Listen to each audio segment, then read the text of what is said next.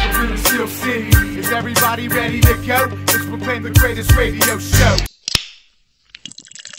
What is up, Spread fans? I'm your host, Jim Sella, in studio with J Dash and Big Easy. We got our extra bases segment for you today. Going to talk about the St. Louis Cardinals, and we're going to debate whether or not their offense is a top 5 offense. Now, is this National League or baseball? Just of all in baseball right now. I mean, Of all time? no, not of all time. Of the world? Top flight security of the world, Craig? You're dead wrong. You take a look, though. They're in third place in the NL Central right now at 17-16. They're 9-10 at home, and they're 6-9 in the division, though. with the that, Cubs. with the majority of those losses being to our own Pittsburgh Pirates. What, the Pirates are 5-1, so they're Right. so the St. Louis Cardinals are actually 5-4 against the rest of the division. But last season they got off to a 51-24 start and ended up winning the division, obviously. And most of that season came without Adam Wainwright. They come into the 2016 season getting Wainwright back. They signed Mike Leake to a pretty big long-term deal, while they did lose John Lackey in the rotation. And Lance Lynn was already known before the season started to be out for the season. So the rotation was Adam Wainwright, Carlos Martinez, Michael Wacha, Jaime Garcia, and Mike Leake. So that looked very good. Now, offensively, they lost Jason Heyward to the Cubs in free agency, and Jhonny Peralta went down before the season started, and he'll be out 2 to 3 months. That should be 1 to 2 months at this point with a thumb injury. And really, coming into the season, everybody expected the pitching staff to be okay. They have the very good bullpen, which really hasn't been very good so far. I mean, Trevor Rosenthal has been pretty good, but outside of that, they got that remember that Korean we talked about? He's been good, but really their bullpen hasn't been up to what they've been over the past few seasons. That's their record so far to this point. Yeah, and the rotation hasn't helped much either. I mean, Michael Wacha's been good. Carlos Martinez has been pretty good, but he came out early against the Pirates recently with fatigue or whatever, so we'll have to see about him moving forward. But really, as a whole, their pitching staff hasn't been that good. And the offense was the one that everybody expected to not be very good, but they actually have the second most runs in baseball right now with 183 through 33 games. Fans, if you're looking for something to do while you're listening to us, pull out that smartphone, hit us up on Twitter at bet_the_spread, or go on Facebook. Hit us up on our Facebook page. Let us know what you think. Yeah, and you take a look at this offense. They have a couple players that are struggling to start the season. Second baseman Colton Wong, a guy that we were high on around here, especially JK47. He really likes him. JK47's high on a lot of things. Well, look, he's only hitting .206 with a .291 on base, has 1 jack and 2 stolen bases through 68 at-bats. This is a guy that can be a 15-15 type guy, maybe even a little bit more. But he hasn't got it done. And Jed Jerko, a guy that they move around the infield but has been playing more second base recently because of Colton Wong's struggles. I mean, Jerko hasn't been that good either, though. He's only hitting .211 with a .277 on base. He does have 4 home runs, but it equates to just 9 RBIs offensively, so he hasn't been that great. And center fielder Randall Grichuk is only hitting .200. This was a guy that had a big rookie season last year, and people were expecting big things from him this season, which, I mean, he hasn't been terrible necessarily. The average and the on-base percentage isn't there. But he does have 5 home runs, 19 runs scored, and 18 RBIs through 100 at-bats. So he's still producing runs at this point. But those 3 guys really have to step up moving forward. But you take a look at the NL ranks here, and the St. Louis Cardinals are 4th in the National League in average with a .271 batting average. They got the 3rd best on-base percentage at .344. And these 2 categories are led by Aledmys Diaz. Now, I don't know if it's a lead miss or a lead miss. I thought it was a lead miss. Then we heard him call him a lead miss, but now they're calling him a lead miss again. We can just call him Cuba. Sure, why not? But he's hitting .394 with a .429 on base. Yadier Molina's having a pretty big season as well. He's not over the hill quite yet. He's hitting .319 with a .408 on base. And Stephen Piscotty's hitting .318 with a .376 on base. But Diaz, he quickly hit his way into the starting lineup, outperforming Jerko and Greg Garcia. And actually, the only reason he is getting playing time is because Jhonny Peralta had an injury to start the season, like we mentioned before. They brought Ruben Tejada over from the New York Mets. He actually got injured to start the season, and really, Aledmys Diaz took off. So they're not putting Ruben Tejada in very much at the shortstop position. I mean, he may have played 1 or 2 games there. They're putting him in at third base a little bit as well.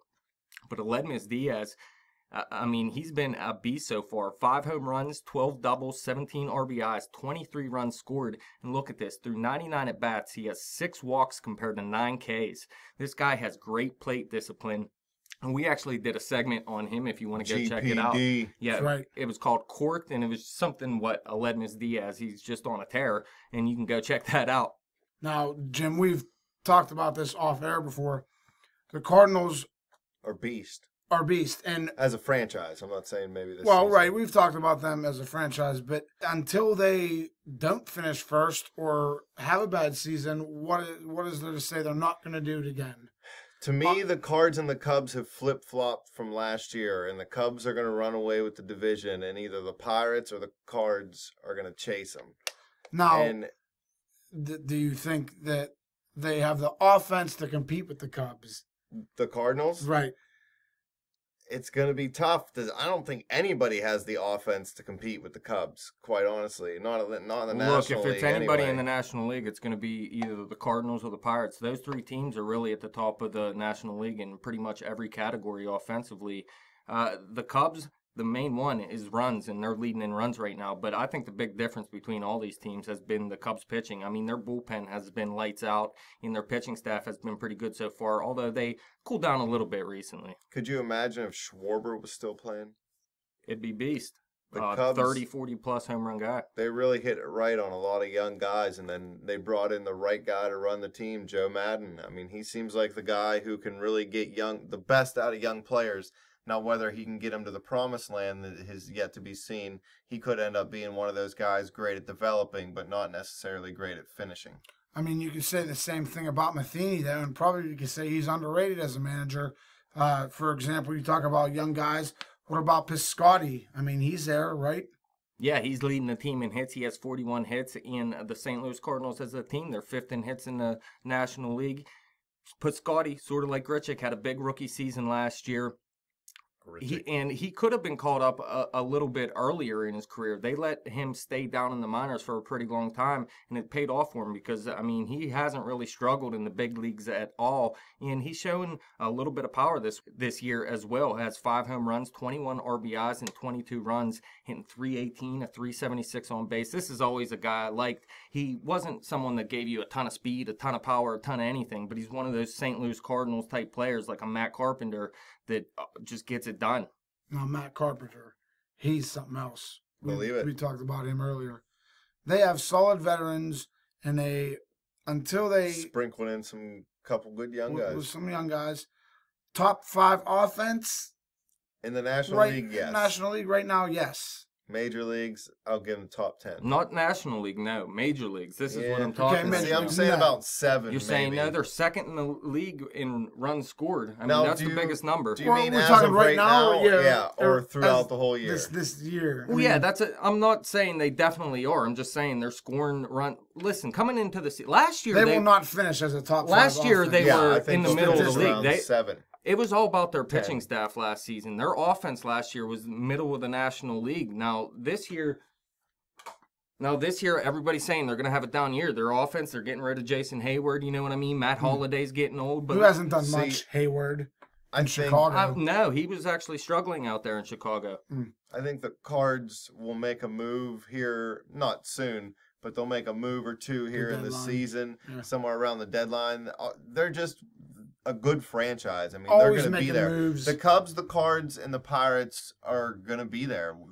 2 of those teams are probably going to make the playoffs again.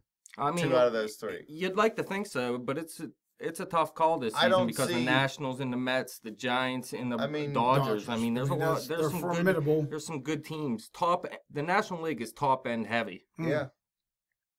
We'll have to see. I'm not sure who's going to make the second playoffs. wild card, I just feel like it's definitely coming out of our division again. Well, I said the St. Louis Cardinals were going to win the division this year, and I'm not ready to back off of it yet. I know the Cubs got off to the hot start or whatever. We'll have to see moving forward, though. It's still so early. I think the St. Louis Cardinals are going to stick around all season, and the Cubs aren't just going to blow everybody away by 40 games or anything.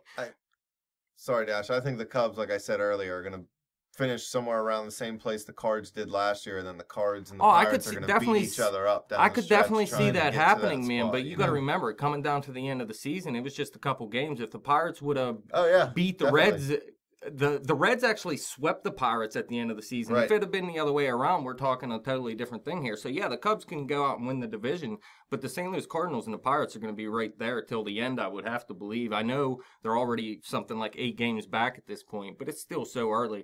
I mean, the St. Louis Cardinals, though, I do think they have a good offense. They got Matt Holliday out there is hitting pretty well.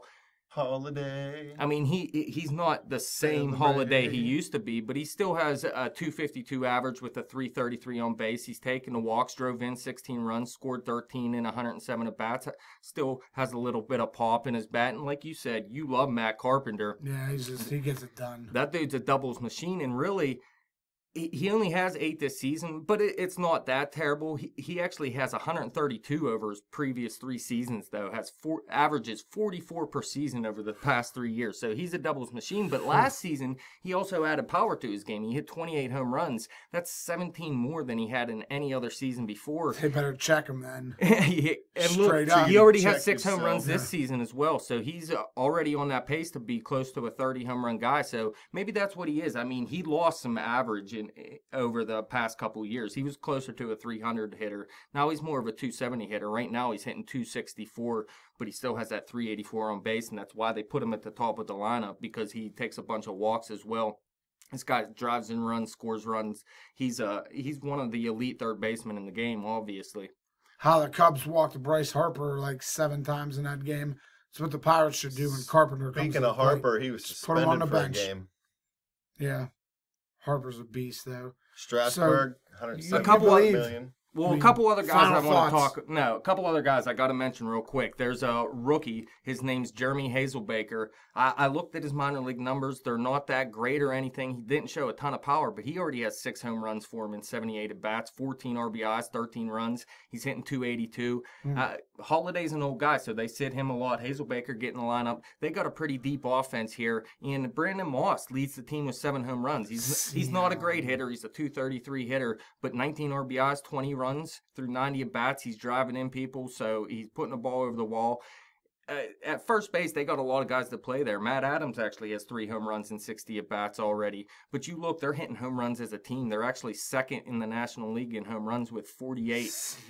Yeah, like I said, Brandon Moss, 7 home runs. Carpenter and Hazelbaker, 6 each. Piscotty, Grichuk, and Diaz, 5 each. Holiday and Jerko each have 4. So they're getting it done. But to me, really the biggest thing is Aledmys Diaz, because Jhonny Peralta goes down, you think, well, first of all, they brought over Ruben Tejada, and I'm not big on his offense. He's a good defender. Aledmys Diaz not quite as good of a defender, but this guy has come out and hit, and they really haven't lost a step offensively at the shortstop position. And it's hard to find a hitter at the shortstop position to begin with. This guy's coming out. He's taken some walks, not necessarily that many, but he's not striking out. He's putting the ball in play. He's actually like second in all baseball in batting average.